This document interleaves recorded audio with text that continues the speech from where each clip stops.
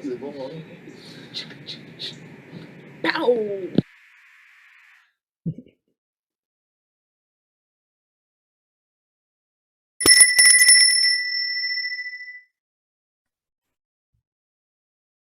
Good morning and welcome to Wildflower Church, a Unitarian Universalist congregation. My name is Charlie Wellman. My pronouns are they, them, theirs, and I am today's lay worship leader. We come to this church to be ourselves in the trust that we will be loved and accepted in our wholeness. We place trust in each other that we as a community, as individuals, as an institution, are radically welcoming. We are not there yet. Marginalized folks have found trust misplaced and betrayed here. Acknowledging this, acknowledging the work we have left to do, is spiritual work. It is a call to love that we answer. Please note that the way to use the closed caption function of Zoom and information about our recording of services is in the chat. Today, we welcome Zister Alex Kapitan, who is a lay community minister, educator, editor, consultant, and activist. A trans and queer lifelong Unitarian Universalist, Alex does interfaith LGBTQ work and supports congregations in becoming places of radical welcome for all. Z is the co-founder of the Transforming Hearts Collective, the co-leader of the program Trans Inclusion in Congregations, and the founder of Radical Copyeditor, an anti-oppressive language project. I now turn it over to our president, Adam Hegemeyer, for Community Matters.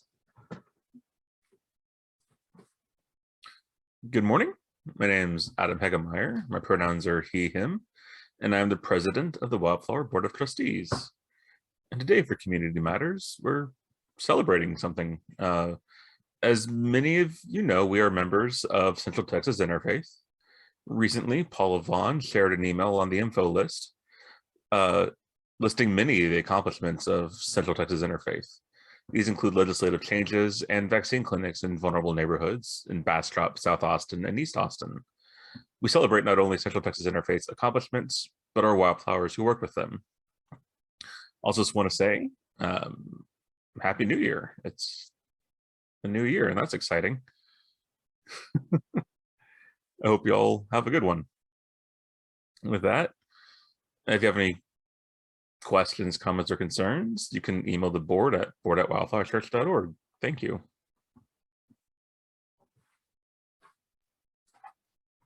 Thanks, Adam. I'm loving this rotating chair. It's wonderful.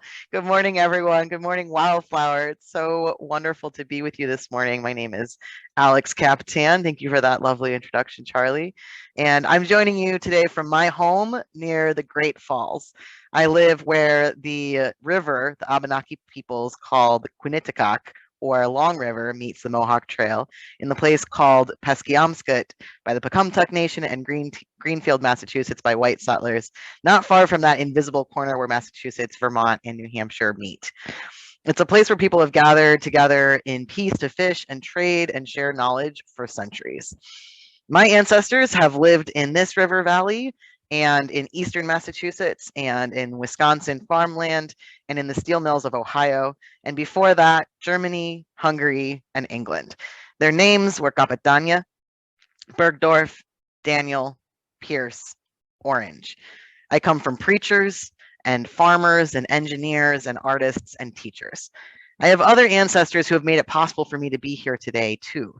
As a queer and non-binary person, I wouldn't be here without generations of people before me who resisted oppressive norms of gender and sexuality and imagined a different reality into being. Feinberg, Murray, Roberts, Kramer, Ginsburg.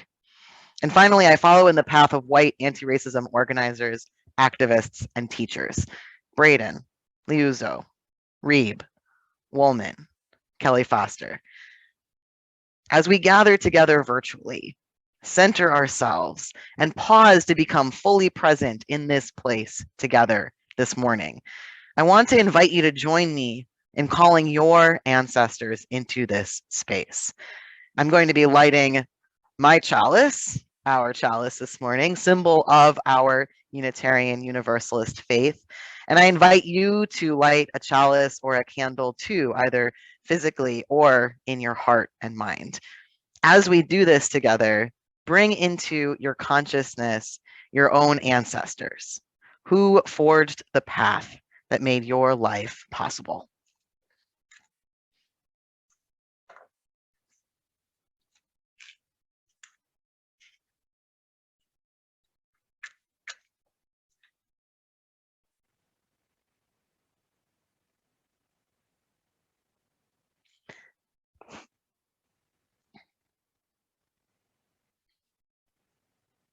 Thank you for that. Feel the power of all those souls that have brought each of us to this place. We are part of a larger fabric, held in a larger web and purpose. Let us worship together. Our opening song this morning is We Shall Be Known by Mamuse, performed by the How We Thrive virtual choir, which is made up of UUs from all over the country and came together as part of the UU the Vote campaign last year.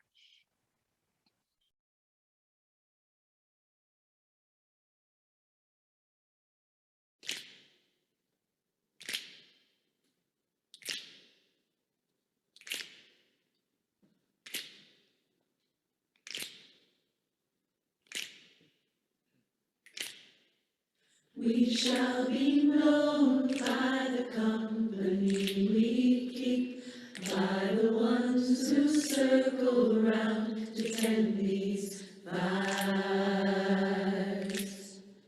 We shall be known by the ones who sow and reap the seeds of change alive from deep within the earth.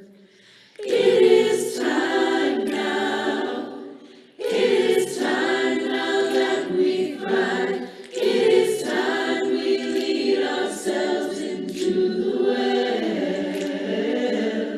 It is time now, and what a time to be alive. In this great turning we shall learn to lead in love. In this great turning we shall learn to lead in love. We shall be known by the company we keep, by the ones who circle round to tend these vibes.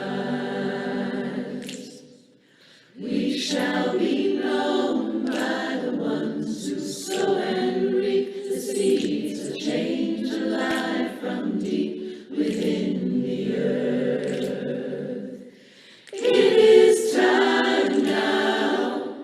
It is time now that we thrive. It is time we lead ourselves into the well.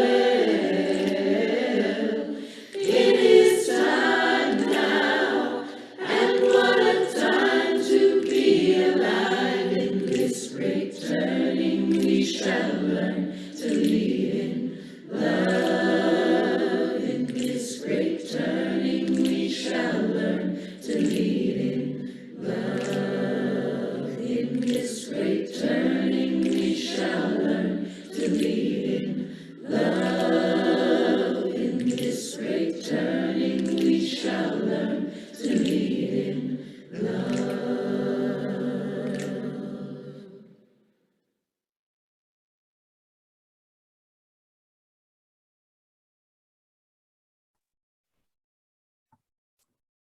If you have young folks, after the land acknowledgement, we will have our time for all ages. We offer this land acknowledgement written and shared by Sky Howell of the Potawatomi and Ottawa tribal nations as a way of honoring those who came before us and the truth of our shared history. We honor the original stewards of this land and region, including the Comanche, Mescalero, Apaches, Tonkawa, Karankawa, Eastern Pueblo, Caddo, Carrizo, Chickasaw, Comecrudo, Delaware, Huichol, Osage, and Shawnee. We honor one of the oldest known tribes to this region, the Coahuiltecan. We honor the federally recognized tribes, including the Alabama Coushatta tribe of Texas, the Kickapoo traditional tribe of Texas, the Isleta del Sur Pueblo. We honor the state recognized tribes, including the Lipan tribe and the Texas Band of Yaqui Indians, and all the American Indian and indigenous peoples and communities who have been or have become a part of these lands and territories in Texas. We honor all those who have been detribalized, those who were formerly enslaved, those who have been colonized, those who continue to be persecuted as they migrate across our man-made borders through the seasons, and those who have been murdered or gone missing still yet today. We honor all who continue to face oppression based on the color of their skin, nationality, gender, sexual orientation, age, ability level, religion, or any other difference, in particular, all who continue to face anti-Blackness daily because the color of their skin has been weaponized. We know Black Lives Matter, and we understand that all lives cannot matter until Black lives matter. We further acknowledge the privilege of using digital technologies not readily available and accessible to many Indigenous, Black, and Brown communities. We honor the many families in our community who have been forced to relocate due to gentrification. This land acknowledgement is a critical first step in acknowledging the truth of our shared history. We invite you to consider how we might move beyond a land acknowledgement to better serve our Native community. If you would like to learn more about our Native American community, I invite you to connect with Great Promise for American Indians. Miigwech, thank you. It is now our time for all ages. Our time for all ages story is Noni Speaks Up by Heather Hart Sussman. When I heard this story, it made me think about the times I have spoken up at church and the times I've stayed quiet.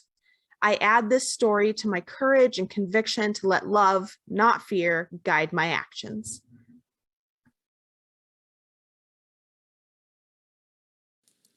Noni Speaks Up.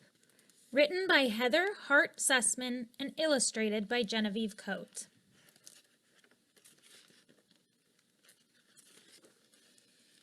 Noni always tries to do the right thing. She gives up her seat on the bus to seniors. She holds the door open for pregnant ladies. She even returned a bunch of loose change to the man who dropped it at the bakery. But today, when she sees the kids bullying Hector at school, Noni freezes. She does not budge. She cannot get out a single word. Noni would love to step in when the kids make fun of his name and his size and his giant glasses, but Noni is so afraid of making enemies that she just stands there, speechless. When Noni was small, she didn't care who liked her, except her mama, of course, and her papa, and the neighbor's dog, Spike. It was really important that she didn't make enemies with him. But mostly, she was happiest playing by herself. Now Noni likes having friends, but they seem to comment on every move she makes. Nice blouse, laughs Susie when Noni shows up for a playdate. Gross, you're eating that? Says Abigail at lunchtime. Don't you even know how to do an arabesque? Says a little girl in her ballet class. And today, when her friends announce, "We all hate Hector, don't we, Noni?" she simply does not know what to say. Noni freezes. She does not budge. She cannot get out a single word. On the way home, Noni isn't very proud of herself. That night, Noni can't sleep. She thinks about Hector. His name is not so terrible. So what if he's different than the other kids? And his glasses make him look smart. But if Noni speaks up, her friends might turn on her. They might call her names and spread rumors about her and trip her when she walks by. Noni imagines eating lunch alone. She pictures the kids mocking her.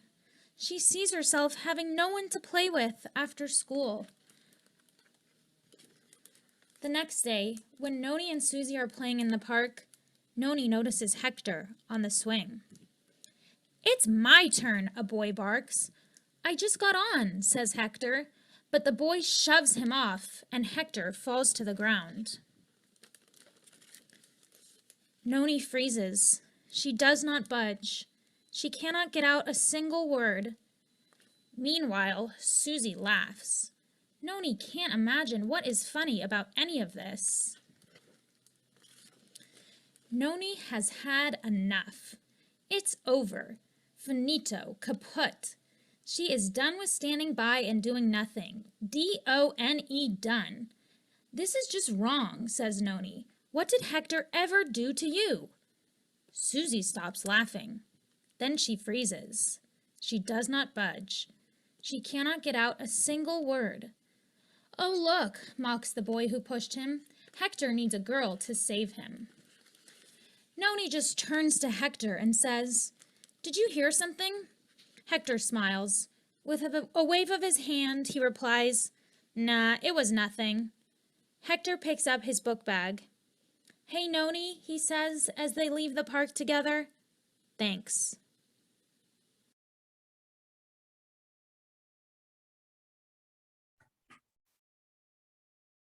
This is the time in our service where we offer the opportunity to donate to support the well-being of our church community.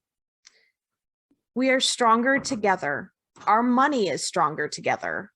As we continue into the new year, let us reflect on ways that we can each give as we are able and marvel at the ways that our contributions of time and money add up to do big things. If you are a first-time visitor, your presence is gift enough. The ways to donate to Wildflower will appear on your screen and in the chat.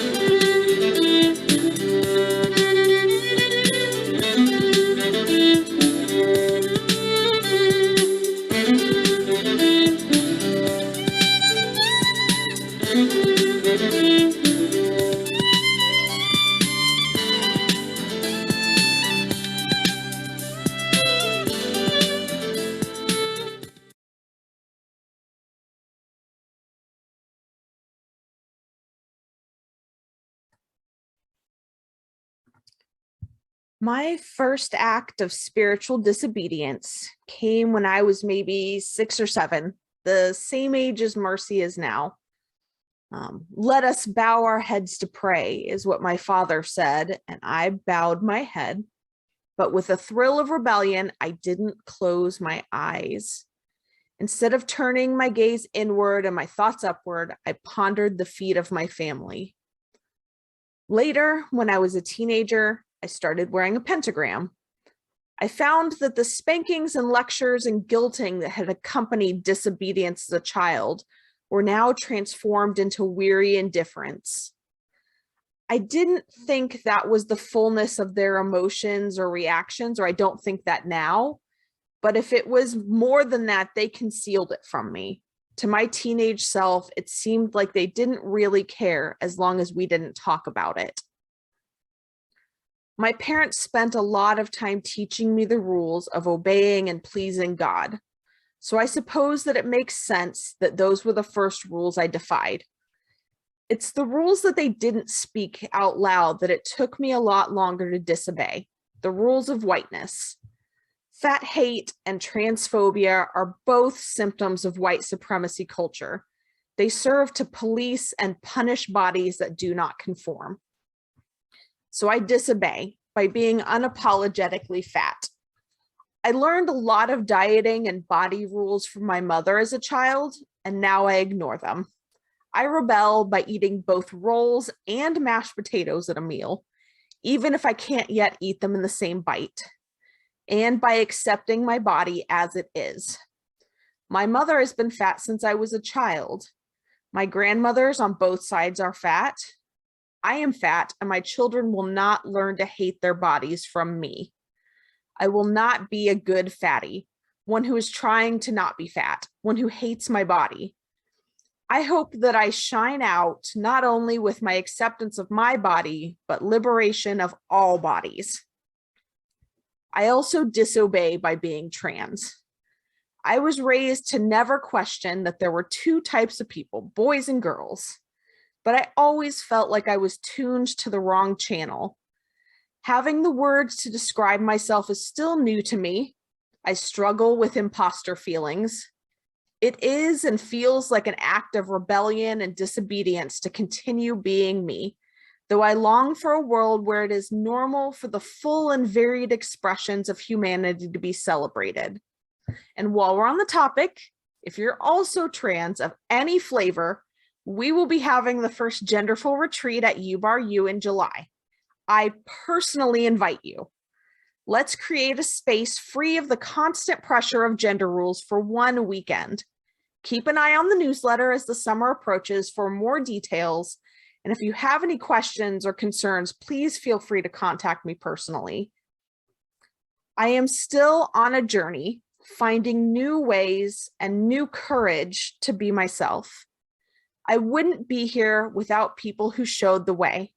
Amazing, visible, fat, and queer people who have pointed out the many ways that the world works to shove us into boxes, enforce its rules, and to punish deviation.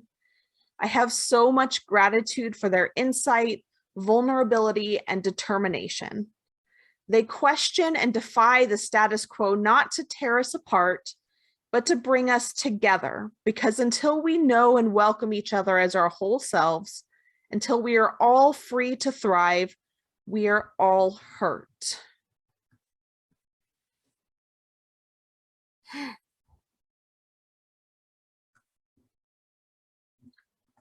Now, as we do each Sunday, we now enter our space in the service for joys and concerns. If you wish, you are invited to use the chat to share what is on your heart, or to just sit quietly and listen to the music, cherishing the time for reflection. Also know that our pastoral care chaplain, Kai Flannery, is available to support you. Their email will be in the chat.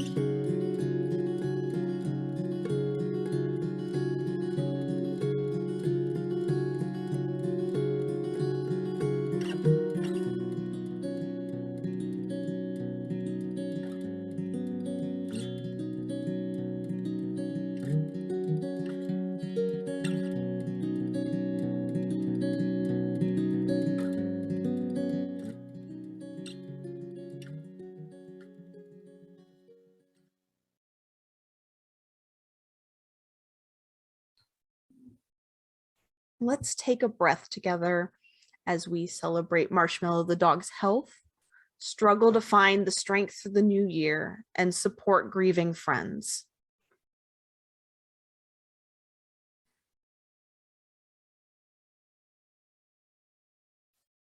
All of our joys and concerns, shared and unshared, are held in love and care by this community.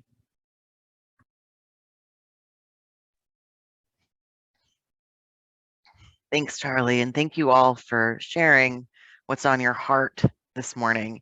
And for everyone who didn't share in the chat, but is holding and feeling everything that's on your heart, we're with you too. I'm grateful that you're here and that we can hold all this together. In so many ways, we are living in impossible times. So much feels so big and so beyond our control.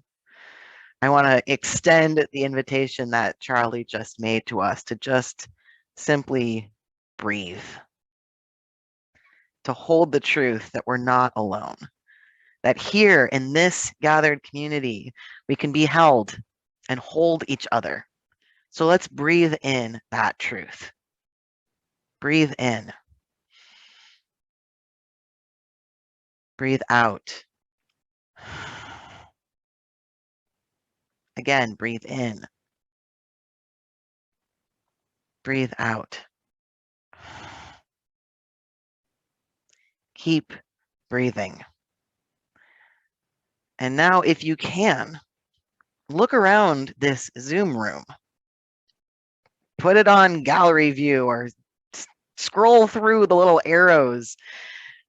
Look into another person's face or look at their name if their video isn't on, and send that person love.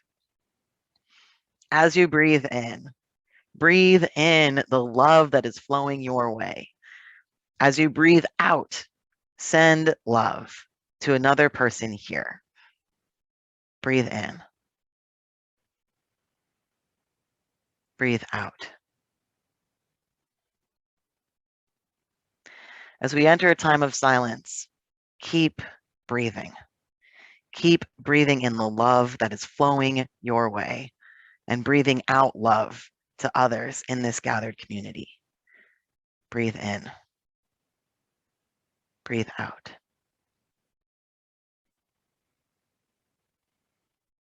You can close your eyes if that feels good. You can keep your eyes open if that feels good. You can keep scrolling through those names. Just keep breathing.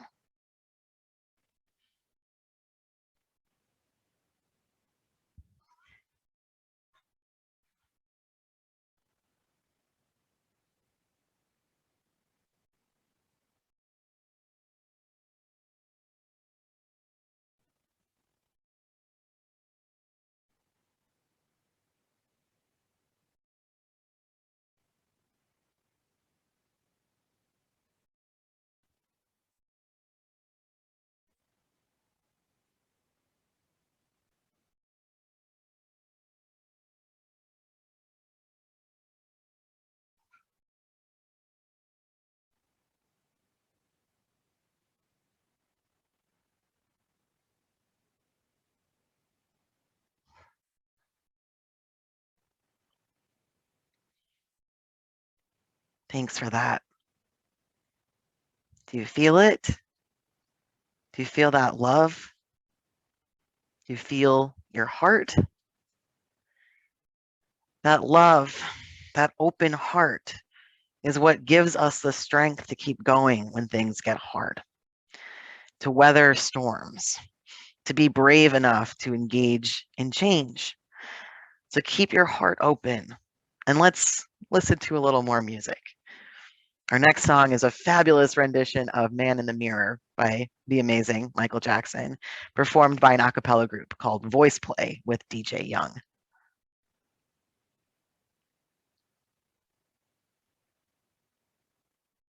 I'm gonna make a change for once in my life. It's gonna feel real good, gonna make a difference, gonna make it right. As as I turn up the collar on my favorite winter coat. This wind is blowing my mind. I see the kids in the streets with not enough to eat. Who am I to be blind, pretending not to see their need?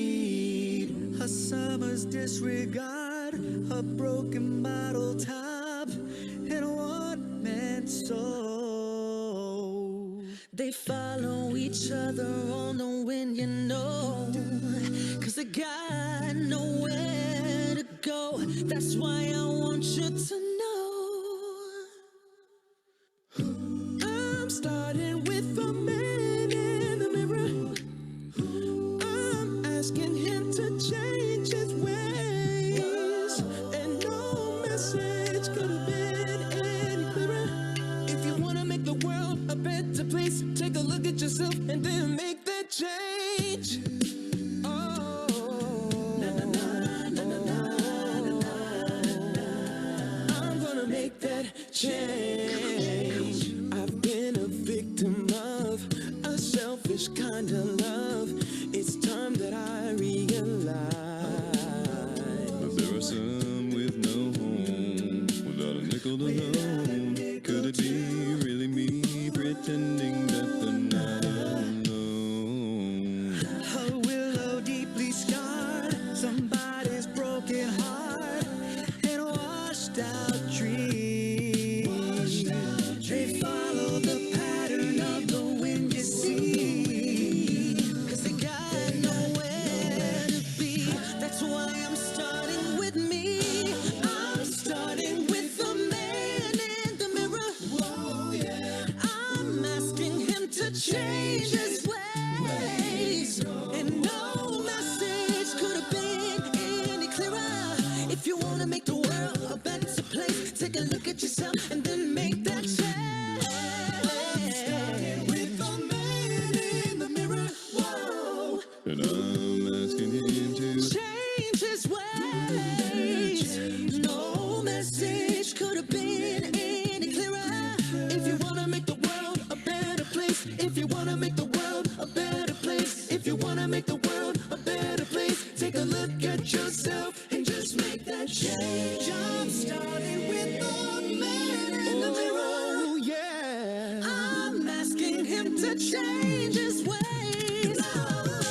No message could have been any clearer. If you want to make the world a better place, take a look at yourself and then make that change. Gotta get it right while you got the time, 'cause when you close your heart, you close your mind. Na, na, na, na, na, na. Make that change.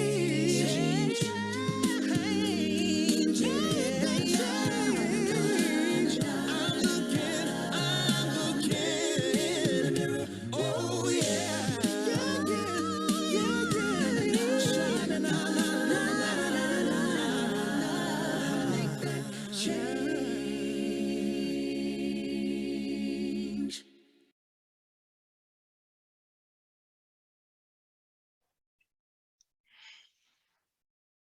Mhm.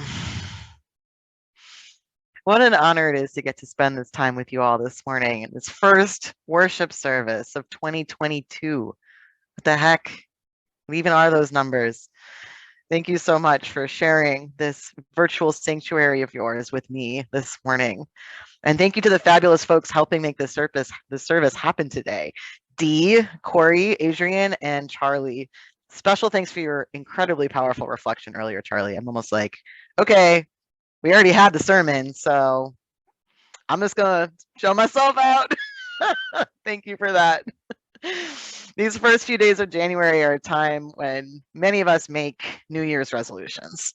And I don't know about you, but after the last 2 years, making resolutions right now carries a different kind of weight. This is a really challenging time. And honestly, even being willing to set a resolution right now is an exercise in hope. It's an exercise in having faith that change is possible. I know that you all have been through a lot as a community over the last 2 years too, and you've made some major resolutions recently, like voting to affirm the 8th principle, which is a commitment to dismantling racism and other oppressions. That's incredible. Way to go.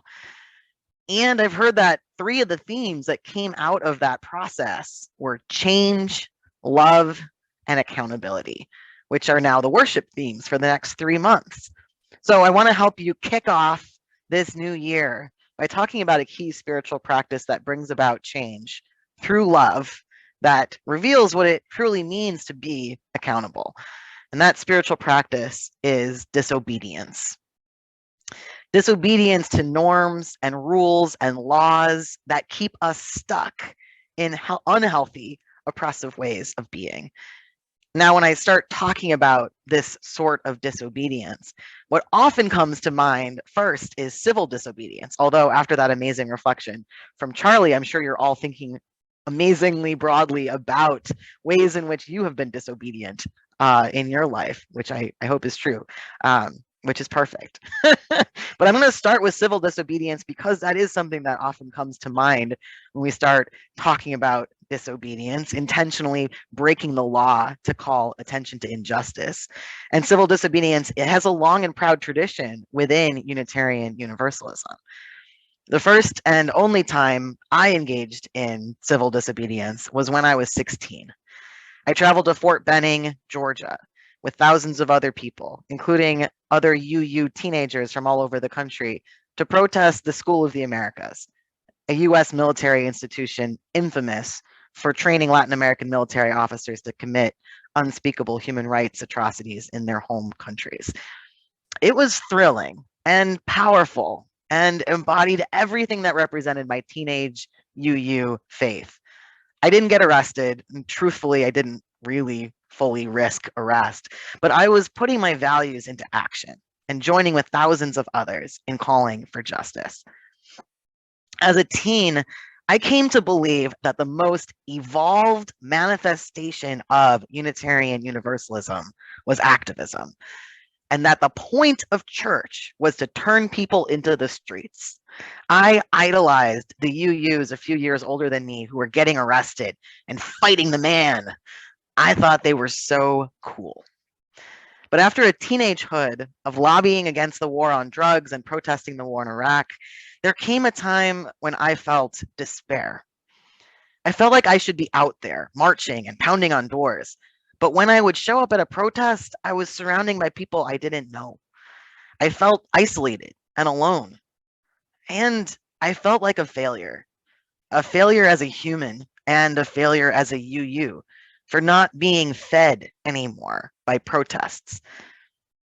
What I didn't realize was that I had internalized a superficial understanding of my religion, of justice, and of what it means to be disobedient. As a white, middle-class, non-disabled young person, I didn't have models in my life for the many different forms that disobedience takes. There were no family stories of enslaved ancestors who taught each other to read and sewed the signposts of the Underground Railroad into quilts, risking death in the process. There were no elders in my life who had learned and passed on their native tongues of Tagalog, Arabic, or Ojibwe, despite attempts to beat these languages out of them as children. I didn't know anyone who was living in this country without papers after fleeing their home in fear for their life or in hopes of providing a better future for their children. I had learned that civil disobedience was only about mass action and protest. And I had come to believe that faith community was a group of people who fought the system together and got arrested together. It's no accident that my moment of despair and loss of faith came at a time in my life when I was coming to understand that in order to be myself, I was going to have to be disobedient in a completely different way. I had never entirely obeyed cultural expectations around gender, but I had skirted the laws rather than out and out breaking them. Now I was realizing that in order to survive, I was going to have to live as a gender outlaw. You see, like Charlie, I'm not a woman or a man. I'm genderqueer. My biology, my expression, and my inner sense of self do not follow the rules of the society I live in. In order to exist within the structure of US law, I am required to be categorized as female or male. And these laws didn't happen by accident. This two-box system was built not only to render non-binary people like me and Charlie non-existent, but also to systematically oppress women, as well as being a feature of the destruction of indigenous cultures that didn't describe to European understandings of gender. But obviously, gender laws aren't limited to the legal realm. They're baked into culture and the expectations and limits we placed on each other based on our understanding of the way things are, right? In order to be myself, in order to survive, I had to actively refuse to follow every rule that I had been taught about gender. I had to disobey the laws that said that having certain anatomy dictated that I was a girl and would grow up to be a woman and a wife and a mother. The rules that said I would be meek and nurturing and compliant and selfless. I could not follow these laws. I had to be disobedient. We all make choices each and every day about which laws we're going to follow and which laws we're going to disobey. But disobedience as a spiritual practice calls us to make these choices based on how we can best be of service to liberation and justice, our own and each other's. Many of us disobey laws all the time that don't serve us personally. I can disobey the speed limit because I want to drive faster, but this sort of disobedience only serves myself. And more importantly, I'm only able to disobey this law without incident because of my race and my appearance and the kind of car I drive, right? The spiritual practice of disobedience requires more of us. It calls us to disobey unjust laws and rules and norms that further oppression and violence and injustice. It calls us to practice non-cooperation with evil, in the words of Reverend Dr. Martin Luther King Jr., to stop going along to get along, to stop avoiding rocking the boat, because frankly, lives are on the line. As a trans and queer person, I am called to be disobedient of everything that is keeping me from surviving and thriving, everything that tries to cage my soul. As a white person, a non-disabled person, a documented citizen, I am called to be disobedient of everything that is keeping people of color, disabled people, and undocumented immigrants from surviving and thriving. Because that's what disobedience as a spiritual practice means to me. That's what disobedience in service of liberation and justice means. It means making active choices to resist my own oppression and using whatever power and privilege I have to disrupt the oppression of others. The truth is, I wasn't truly disobedient as a teenager. Sure, I was an activist. And sure, I was anti-authority. I was anti anything I perceived to be authority, right? As so many teens are. But I wasn't disobedient in service of liberation and justice. There was nothing actually spiritually disobedient about going to Fort Benning, Georgia for me. It was fun. It was an adventure. I got to hang out with all the cool UU kids. And can we talk for a minute about the privilege I had to be able to get on a bus and cross 6 state lines to go to a protest? The kids from the South Side, the ones whose families came from the countries that were being torn apart because of the School of the Americas, they couldn't afford to skip school and go risk arrest in Georgia. So who did my disobedience serve? I'll tell you who it served. Me. It served me. I got to have a fun adventure. I got to feel like one of the cool kids and one of the good guys. I got to feel superior to other people who weren't fighting injustice. I got to feel like my religion was better than the other religions. No wonder there came a time when I felt despair. My UU upbringing had taught me to protest, but it hadn't taught me the spiritual practice of disobedience. You see, the spiritual practice of disobedience isn't about fighting a faceless evil. It's about loving people who won't survive without change and then joining together to make that change happen. Do you feel the difference? As a person with oppressed identities, disobedience as a spiritual practice means holding true to my own worth in a society that constantly barrages me with messages that I am worthless, that my understandings of truth are in fact false. According to social and legal laws, I don't exist. Disobedience as a spiritual practice looks like me being unapologetically myself and real in all of the ways that I can. As a person with privileged identities, disobedience as a spiritual practice means making sacrifices, not just sacrifices of time or energy or money, but sacrifices of comfort, sacrifices of social capital, sacrifices of my sense of myself as enlightened in service of liberation and justice. As a trans person, I need cisgender folks to actively choose to break the rules in ways that make it a little easier for me to survive. I need people to disobey grammar rules and bathroom norms. I need people to be disobedient to the social order and willing to make sacrifices so I can breathe a little easier, put down a little of the weight that I carry around all the time. This might mean sacrificing some small measure of comfort. It might mean being the person who's no fun because other folks can't make racist or sexist or homophobic jokes around you anymore. It might mean inconvenience. It might mean stopping the board meeting because someone's causing harm to others and we aren't going to just ignore it anymore. It might mean pushing through your discomfort or your perfectionism or your guilt or your sense of yourself as an expert or your aversion to rocking the boat or whatever other barriers are in your way and breaking the patterns that you're participating in that are rendering someone else invisible or sidelined or disempowered. The thing is, protesting and working to change unjust legislation is vitally important.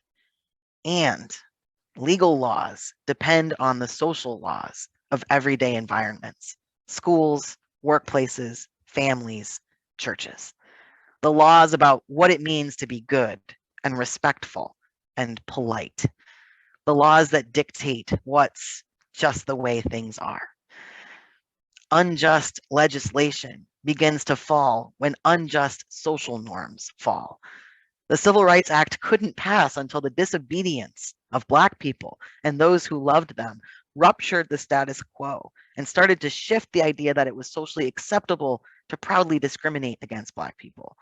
Lawrence v. Texas couldn't strike down anti-sodomy law until the disobedience of gay people and those who loved them started to shift society's views that it was socially acceptable to demean and criminalize gay people.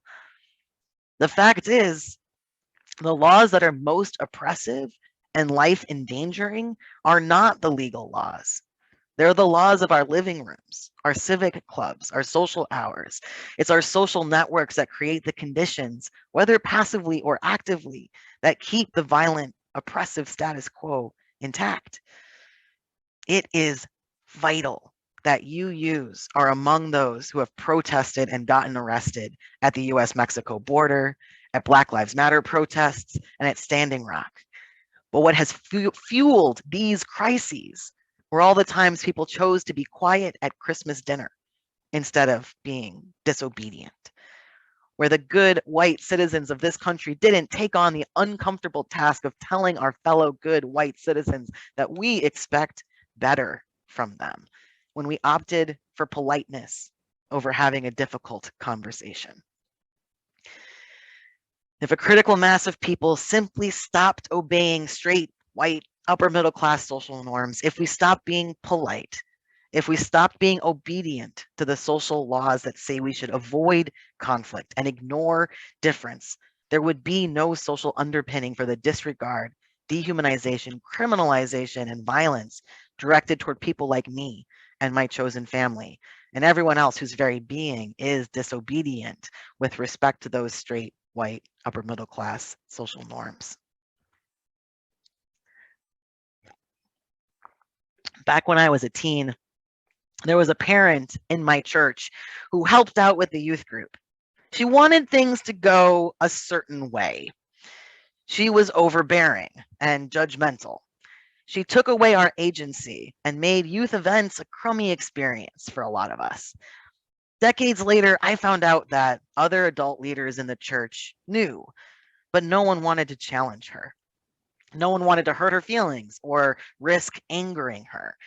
Their silence hurt dozens, possibly even hundreds of youth over the course of this person's 15 years as a youth group leader.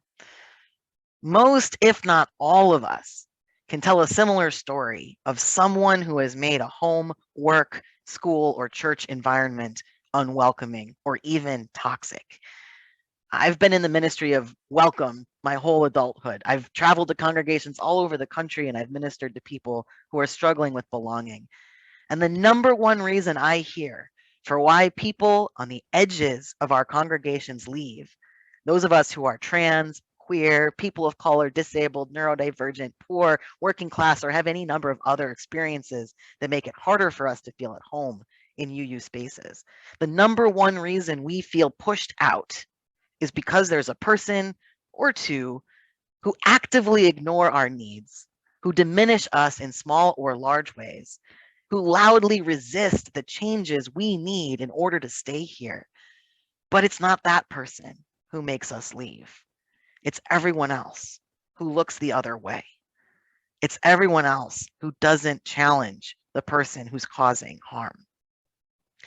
Spiritual disobedience means being like Noni, the child in the picture book earlier. It means taking the personal social hit of saying, hey, your behavior is not in line with our UU values. It means being rude and impolite in service of liberation and justice. Holding this boundary is hard. There is nothing easy about it. If we have social capital to burn, it's easy to protest what's out there. It's easy to march in defiance of some evil that's embodied by people we don't personally know. It is much harder to disobey the social norms at home, at work, at school, or here at Wildflower. It's harder because it costs us something. I know that you know this more than most. If we're serious about making changes so that people like me, people on the margins can stay, we aren't going to be able to keep all the resistors. It's just true. There will be people who leave because they aren't willing to embrace change. This is why it's so vital to always ask who our disobedience serves. Spiritual disobedience serves liberation and justice, not the preservation of a fragile peace. The truth is, disobedience can't happen without discomfort and discord. These aren't bad things. Back when I was a teen, if other adults had taken that youth group leader aside, not only could it have helped us youth have a better experience, but it also would have given that leader the chance to change and grow, the chance to have a different experience of her faith if she embraced that chance. She wasn't a bad person. She was a human person causing harm, and she needed other people to help her change. And the youth really needed other people to help her change. It can sometimes feel really isolating to be disobedient, but that's where spiritual community comes in. You see, the practice of spiritual disobedience is a collective practice. It's not just all down to you, only you. It's down to us together. When I claimed my true self as a gender outlaw, I started finding other marginalized UUs, folks who are queer, trans, people of color, disabled, fat, working class, immigrants, the most gorgeous, vibrant patchwork quilt of outlaws. All of us practicing disobedience in 1,000 ways, all of us living our faith. I realized that this was the purpose, the real purpose of spiritual community. Not marching together against some faceless evil, but loving each other strongly enough to be disobedient in service of each other's liberation. I know now that being a UU doesn't mean marching together and getting arrested together. It means loving each other across deep lines of difference and allowing that love to transform us and the world. Because when we love each other, We can't not fight for each other. This is my Unitarian Universalism, a faith of forging relationships across lines of difference that crack open our hearts and set us on the task of healing every facet of intolerance and injustice in our communities and our world. A faith of every sort of person imaginable, all of us disobeying the status quo in service of liberation and justice, all of us learning how to fight for each other and with each other, to be accomplices to each other and accompany each other on our journeys to unlearn oppressive ways of being and relearn how we were meant to be together. A faith where we build relationships that are strong enough to hold the tension, the discomfort, the discord. Relationships that are strong enough to withstand an end to politeness. My friends, we are not called to be polite. We are not called to have a more relaxed dress code or a more relaxed theology than the church down the street. And we are not called to be disobedient out there without also being disobedient in here. So as you continue, pressing the wrong button. As you continue down the path of change and love and accountability, my invitation to you is to keep practicing disobedience together in service of liberation and justice, and to know that what you gain will be far greater than what you lose. To my fellow marginalized folks, stay disobedient to all that threatens to annihilate you. Stay strong and true to yourselves. To my fellow privileged folks, be willing to sacrifice, disadvantage yourself, get uncomfortable, give up power, make room for those who are less visible, have less access, are disempowered. Be humble, try and fail and try again, because disobedience is a practice, a spiritual practice. We are called as Unitarian Universalists to be more than simply friendly and good people. We are called to the spiritual practice of disobedience. So, as we welcome a new year and a chance for new beginnings, I hope I can count on you to join me in this practice, because it is truly one of the most holy, life-changing, and world-changing things that we can do together. Amen. Ashe. Aho. And blessed be.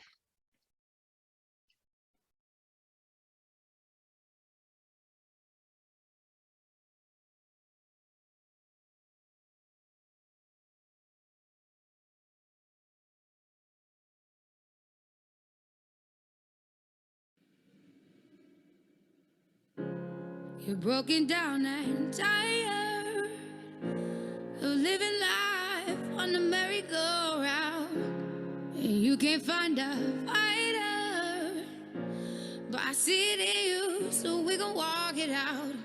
Move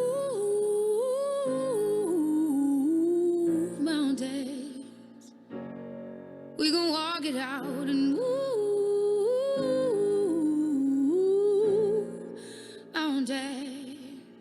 And I'll rise like the day. I'll rise up, I'll rise unafraid. I'll rise up, and I'll do it 1,000 times again. And I'll rise up, I'll like the waves. I'll rise up, in spite of the ache. I'll rise up, and I'll do it 1,000 times again.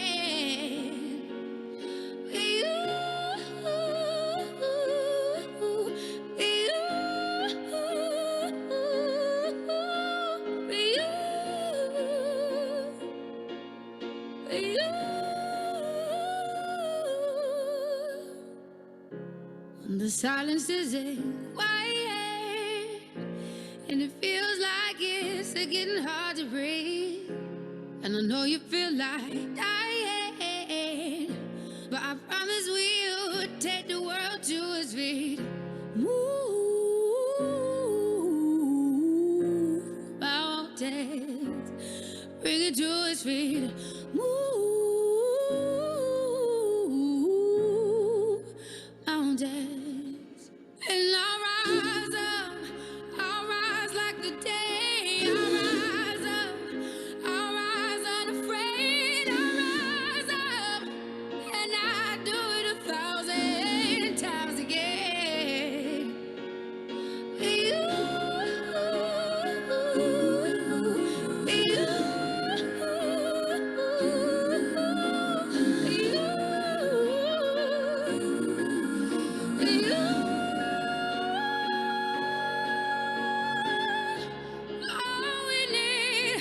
All we need is hope, and for that we have each other, and for that we have each other. And we will rise, we will rise, we will rise. Oh, we'll rise. I'll rise up, rise like the day. I'll rise up in spite of the ache. I will rise 1,000 times again, and we'll rise up. I like the waves. We'll rise up in spite of the ache. We'll rise up, and we'll do it 1,000 times again.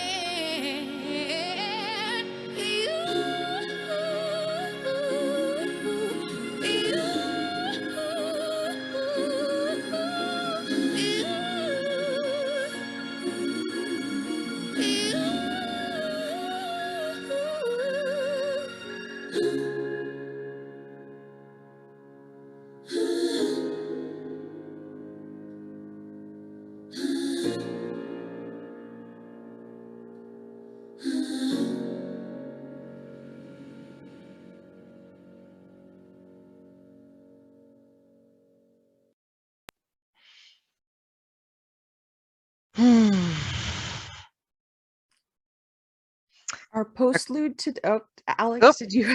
I had have some the words. postlude? Okay. I just wanted to leave us with a couple of words from Reverend Joseph Cherry. These are called Prayer for Living Intention from Voices from the Margins. Reverend Joe says, if we have any hope of transforming the world and changing ourselves, we must be bold enough to step into our discomfort, brave enough to be clumsy there, loving enough to forgive ourselves and others. May we, as a people of faith, be granted the strength to be so bold, so brave, and so loving. Go in peace. Our postlude today is Yes We Can by Alan Toussaint. As you leave the service today, give yourself some time to sit with today's message and consider how you are all called to be disobedient in service of liberation and justice. You are warmly invited to stay after the service to engage in small group conversation. I hope you'll stick around and chat in the small group about what today's service brought up for you.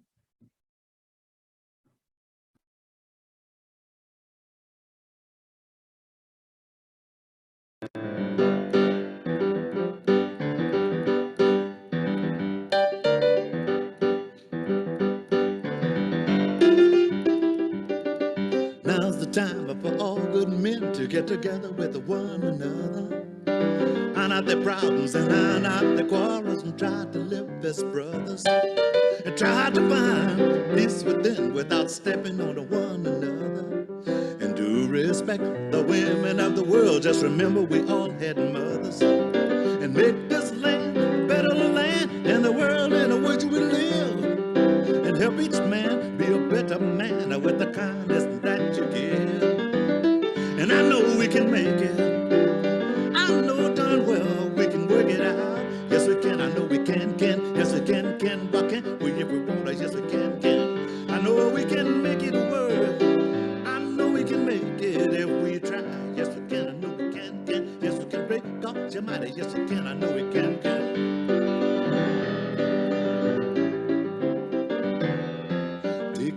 of the children, children of the world. They're our strongest hope for the future, the little bitty boys and girls.